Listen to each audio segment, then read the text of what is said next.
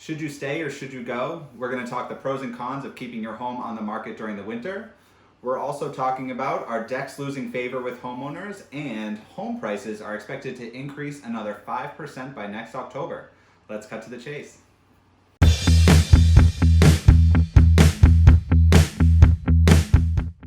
Welcome to Cut to the Chase with Jen and Dan. My name is Dan Ferullo, and my lovely co-host here is Jennifer Freed. How are you today? Excellent. It's a second snow day for a lot of folks here on the we're here seacoast. on a lovely white day. The snow is always so pretty when it first comes down. And that first day, it's like, oh, look how nice it is outside. And it's, I really love falling asleep when it's snowing because the cars driving by, it's so quiet. Like, there's just like a muffled sound of it. But then you go out there and you have to snow blow and shovel, and you're like, oh, when is spring coming? I'll send my 3 boys over anytime. Oh my God, They'll please shovel do. the driveway. Oh, please do. I'll even pay them. I'm not gonna advertise them on the podcast today, but you don't want to hire them out? They might want some extra money. I'll farm there. Well, they'd have to pay me for the advertising. Hey, well, there you go. Just kidding. Both of you could make some money. Or all 4 of you could make some money. So, speaking of snow. Yeah, so this is episode 23, right? 23. I think 23. Yes, I think so. I think so. We could be 24. Hopefully 23, maybe 24, but I think 23. Time flies when you're having fun. It so does. So thank you so much for tuning in. We're very happy that you're here with us today. So it's snowing out, and we're talking about whether sellers should keep their home on the market this winter or pull them off. I know it's really popular to pull it off for the winter, especially in these parts. It's a lot of people think it's just a hard and fast thing. Oh, nobody's going to shop over the winter, but not so. There are some pros and cons to consider. There are. It's not cut and dry. No, but I will say we're going to go through what this Inman article talks about, the pros and cons. But I think that the pros, in my opinion, are a lot better than the cons. Yeah, like most things, it depends what your goal is and what you want. That's true. So, one of the pros, potentially less competition from other sellers. Absolutely. I think that's a great thing because we've been dealing with so much competition from the buyer standpoint. Well, and sellers too. Let's say you're on the market and you have 3-bedroom homes are quite popular in this area.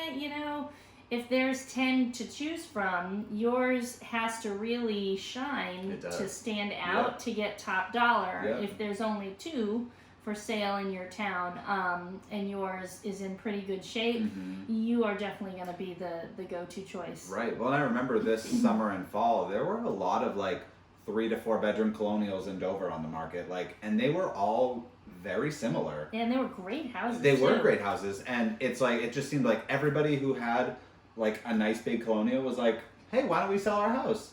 And I remember a couple of people were having a little bit of took them a little bit longer to get their homes sold because they were, there was increased competition.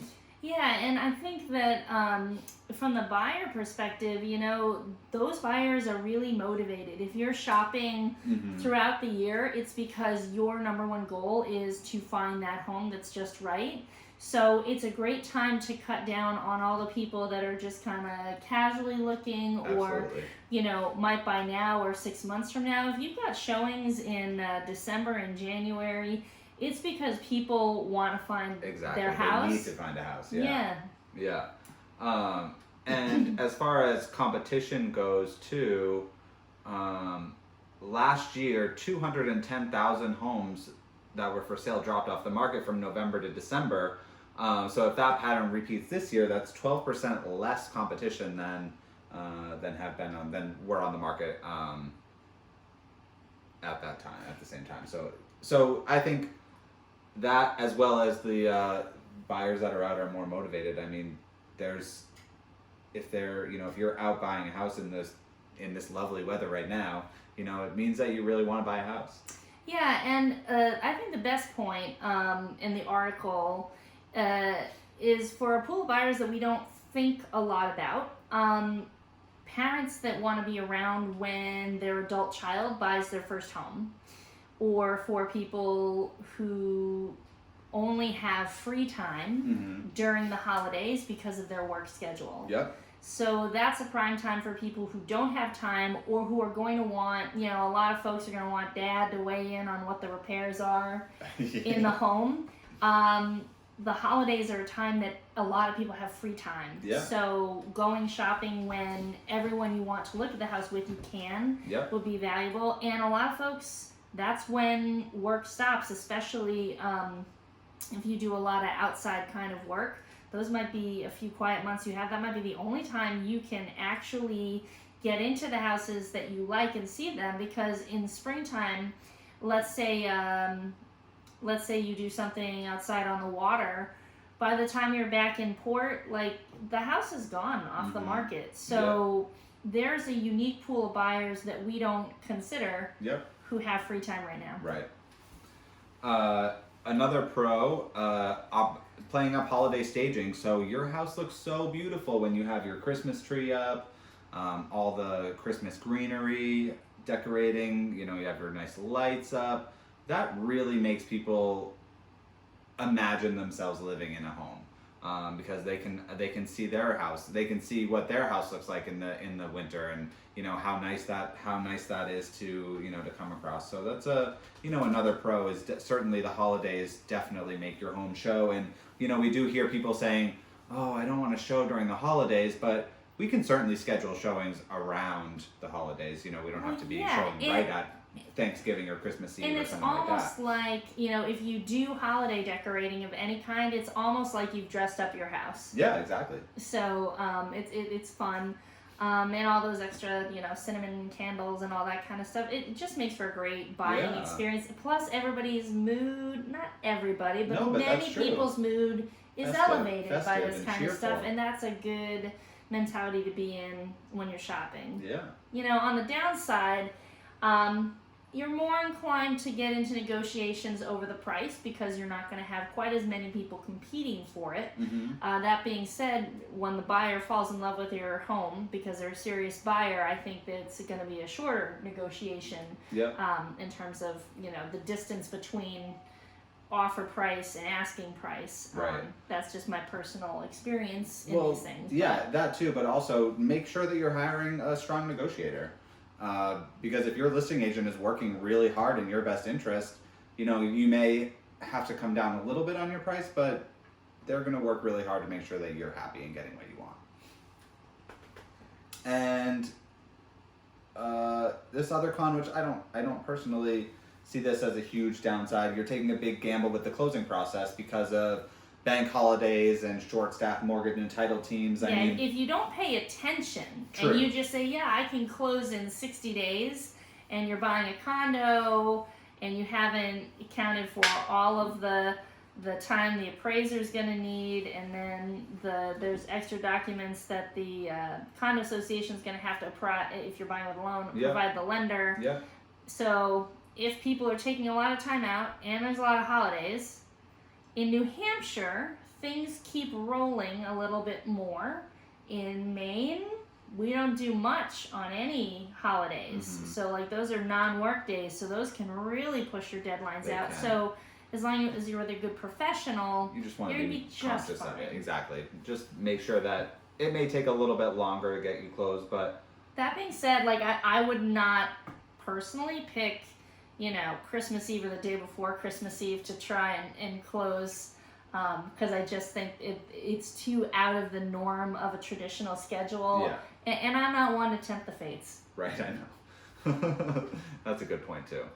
But overall, I feel like the pros outweigh the cons.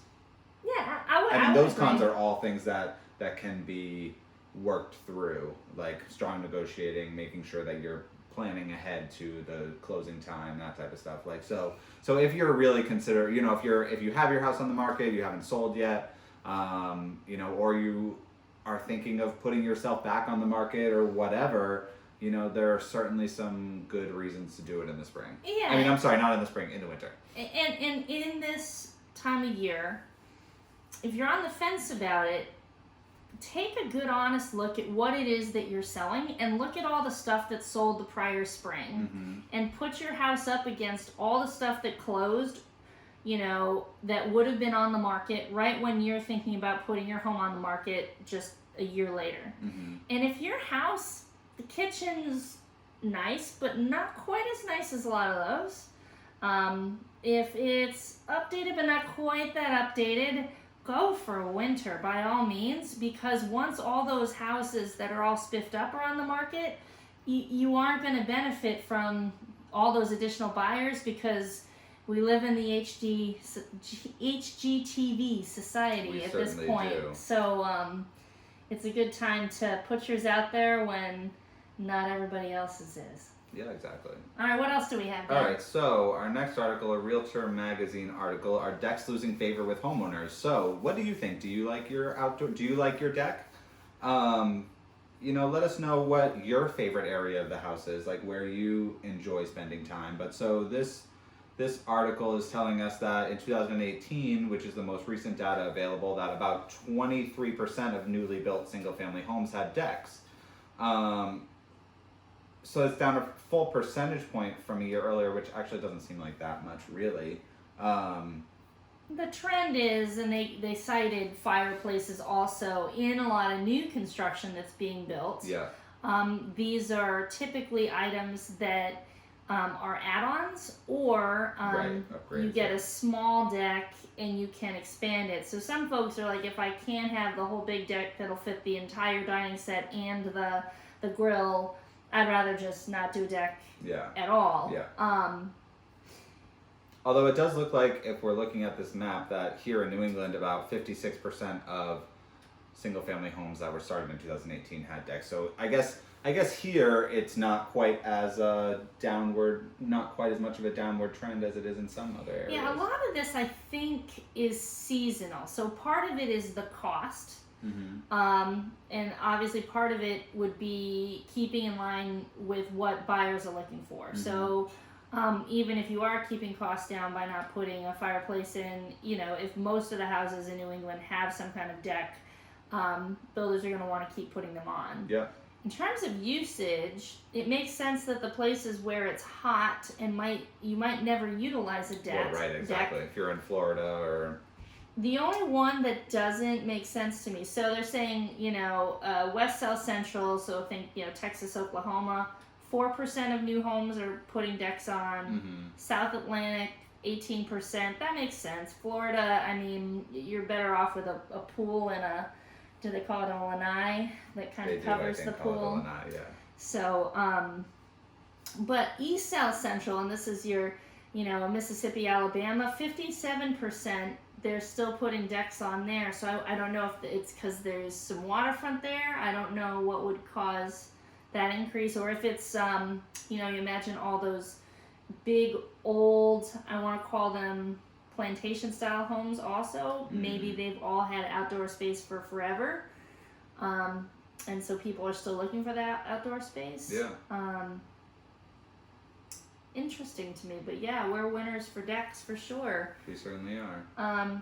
It's a challenge when it comes to your home inspection if they're not made with long-lasting materials, as most of them aren't, just because we haven't had long-lasting materials around. Right. So as great as it is that 56% of new houses in New England have decks, 30 years from now, every home inspector is going to be looking at those posts and pillars and whatever the things they rest on and telling us that they hope it's not going to rot away and fall down anytime soon. Well, we know one of our favorite home inspectors is very picky about decks, and he for good reason, because they are not built appropriately, but... Well, and they withstand, It's the change in the seasons, you mean? Yeah, so it's kind of twofold. Like you said, they're not built the way you construct your whole house. Yeah.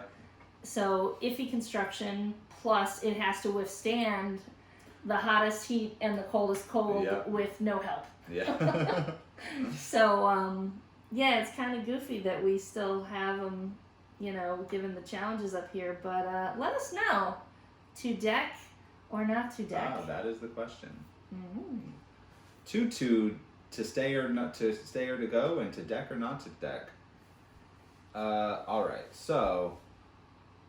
Oh, I love this one. Our third article talks about home price increases could grow by 5.4% by October of 2020, says CoreLogic.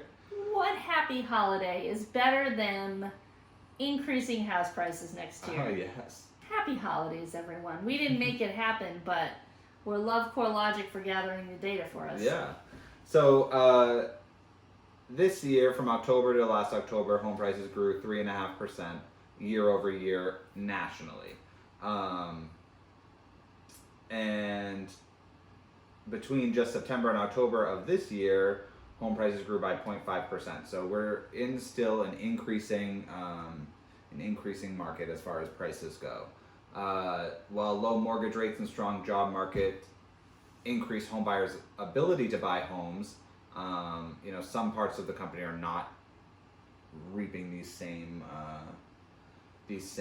prosperity as far as the price increases are going. Apparently in New York, New Jersey areas, some housing values fell by about 1% over the last year, which is interesting because I would have thought that they would have still been increasing over there as well. But I think one thing that's going to help the Seacoast area, the prediction is that about 3/4 of the millennial generation are going to be ready and looking to buy.